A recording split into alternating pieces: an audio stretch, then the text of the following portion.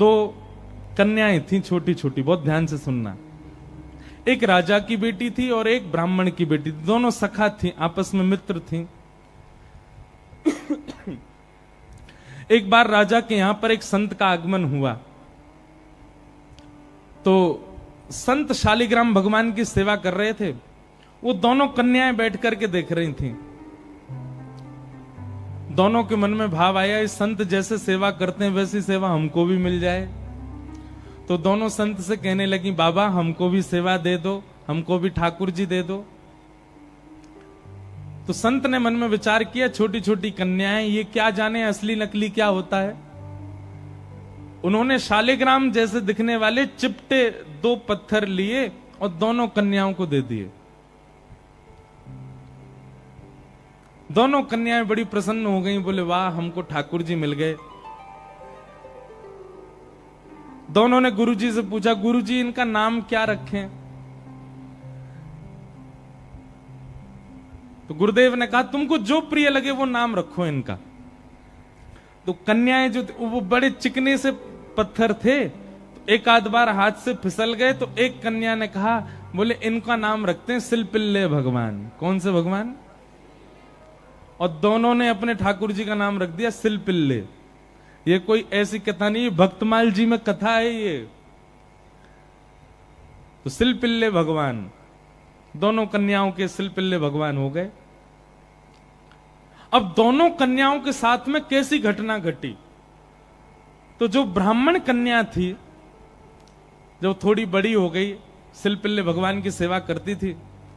उसके 2 भाई थे, दोनों भाइयों में विवाद हो गया, दोनों भाई अलग अलग रहने लगे। एक दिन विवाद के कारण बड़े भाई ने छोटे भाई के घर में आकर के लूट मार करी, उसको मार पीटा और घर का सारा सामान हड़प के ले गया। उसी सामान में बहन के सिलपिल्ले भगवान भी ले गया। और बहन तो बेचारी रोने लगी, उसके तो ऐसे प्राण हो गए मानो बस अब जीवित ही नहीं रह पाएगी ठाकुर जी के बिना। रोने लगी, भैया से कहने लगी, भैया बोला पूरा घर लुट गया, उसकी तुझको चिंता नहीं, वो तेरे पत्थर के भगवान खो गए उनके लिए रो रही है। बोले वो पत्थर नहीं है, मेरे प्राण है, मेरे जीवन है, वो नहीं मिले तो मैं प्राण निकल जाएंगे मेरे। बोले जा, किसी और ने थोड़ी लूटा, बड़ा भाई है हमारा, जाके मांग ले, दे दे। तो बहन अपने बड़े भाई के घर गई और बड़े भाई से जाके कहा, भैया कुछ मत दो, सब रख लो अपने पास, पर मेरे सिलपिल्ले भगवान। अब सिलपिल्ले नाम सुनते ही सब हंसने लगे वहां पे। और जितने भी उसके भाई के साथ, वो तो गुंडा प्रवृत्ति का था, उसके साथ में जितने भी लोग सब हंसने लगे। अच्छा क्या नाम तुम्हारे ठाकुर जी का? बोले सिलपिल्ले भगवान। और जोर से हंसे। भैया मेरे भगवान दे। बोले अंदर सारा सामान पड़ा है, तू जाके अपने आप ढूंढ ले ठाकुर जी कहां हैं। अंदर जाने लगी तो एक जो उसके भाई का पूरा गैंग था, उसमें से एक बोला, अगर तेरी इतनी भक्ति है कि तू अपने भगवान के बगैर नहीं रह पा रही, तू यहीं खड़ी खड़ी बुला ले, तेरे ठाकुर जी अपने आप ही निकल के आ जाएं।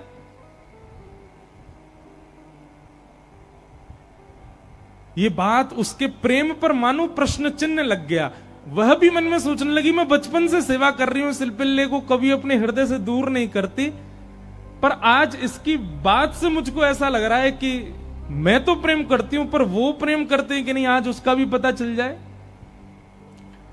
और बाहर खड़े खड़े करुण क्रंदन करते हुए, भाव निमग्न होते हुए, नेत्रों से अविरल अश्रुधार गिर रही है।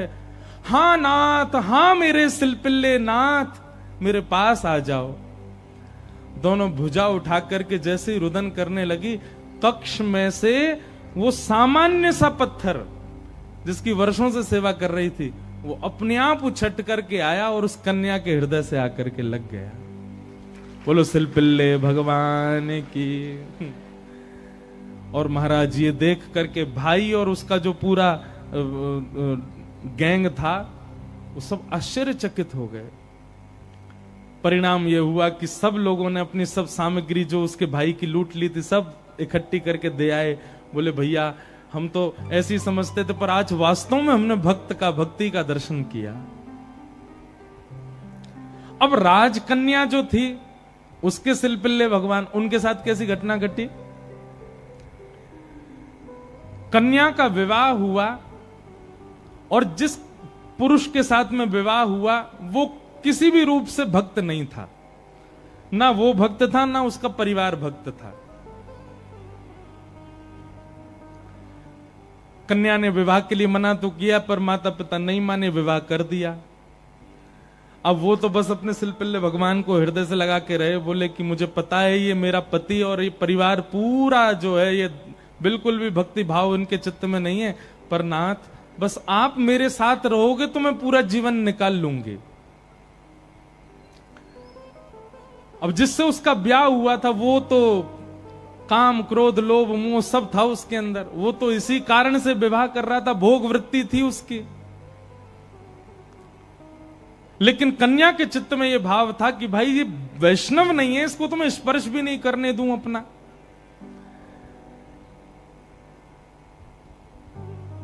रात्रि में चर्चा कर रहा था पत्नी से, बातें करने लगा, बातें करते करते और उसने कहा ये क्या है तुम्हारे हाथ में? बोले ये मेरे भगवान है, सिलपिल्ले भगवान। उस सिलपिल्ले नाम सुनते ही इतना हंसा, हंसते हंसते बिस्तर से गिर गया। बोले कौन है? सिलपिल्ले भगवान। बोले आप हंसिए मत, ये मेरे ठाकुर जी हैं, मैं बचपन से इनकी सेवा करती हूं। अच्छा ठीक है, रखो इनको अपने पास। लेकिन वो उनको दूर करना चाह रहा था, बार बार लेकर के हटाना चाह रहा था। और वो राजकन्या कस के पकड़े, बोले नहीं आप इनको मुझसे दूर मत करो, ये मेरे प्राण है, ये अगर दूर हुए तो मैं प्राण त्याग दूंगी। 1 दिन 2 दिन 4-5 दिन बीत गए, लेकिन वो ऐसे ही रहे, सिलपिल्ले भगवान को हृदय से लगा के रहे। उसका यही था कि मैं पूरा जीवन इनके साथ नहीं रह सकती, पर आप रहोगे तो मैं रह लूंगी। एक दिन उस राजकुमार को क्रोध आया और उसने जब हठ पूर्वक हाथ हटाए और वो सिलपिल्ले भगवान को खींच करके और बाहर एक सरोवर था, सरोवर में फेंक दिया। जैसे ही सरोवर में फेंका वो राजकन्या वहीं मूर्छित होकर गिर पड़ी। पूरा परिवार इकट्ठा हो गया, सब लोग सोचने लगे, बोले अरे ये क्या हो गया, इसके कहीं प्राण ना निकल जाएं, पूरे गांव में हमारी निंदा होगी, इसके पिताजी बहुत बड़े राजा हैं, हमको कारागृह में डाल देंगे। क्या किया तूने?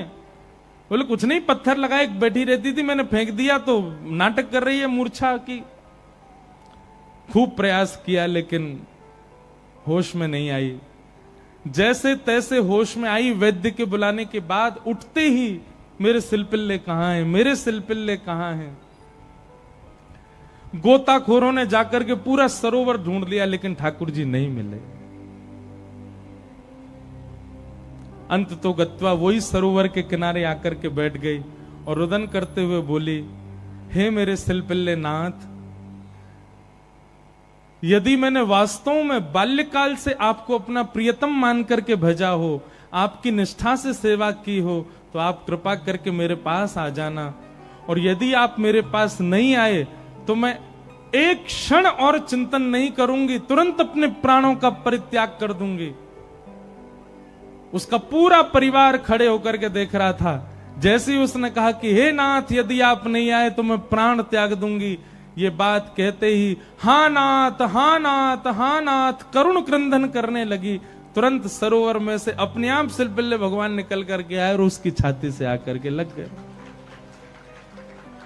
और ये दृश्य देख करके परिवार पूरा जो था वो तो नतमस्तक हो गया और उस कन्या को वापस उसके घर ही छोड़ आए। बोले भैया ये इतनी ऊंची श्रेणी नहीं है हमारी कि हम इसके साथ रहें, हमसे अपराध बनेगा यदि हम इनको अपने पास रखेंगे, तो ये तो हमारी कोई गुरु स्वरूपा है। प्रीति, अरे सामान्य से पत्थर को उन्होंने भगवान मान लिया और ठाकुर जी उसमें भाव। जरूरी नहीं है कि धातु प्रधान होता है, जरूरी नहीं है कि कोई वस्तु विशेष। ये बात आप बहुत ध्यान से सुनिएगा। कई लोग भेद मानते हैं, अपने लड्डू गोपाल को सामान्य समझते हैं, वृंदावन बिहारी लाल को विशेष समझते हैं। उनको लगता है मंदिर में जो बिहारी जी बैठे हैं ये विशेष हैं, हमारे संग जो डलिया में डोल रहे हैं ये इतने विशेष नहीं है। क्यों?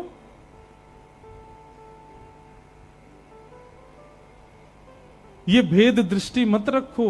वो बिहारी जी जितने श्रेष्ठ हैं उतने ही श्रेष्ठ आपके ठाकुर जी हैं। ये विश्वास प्रगाढ़ रखो अपने ठाकुर जी के प्रति, ये भाव प्रगाढ़ रखो।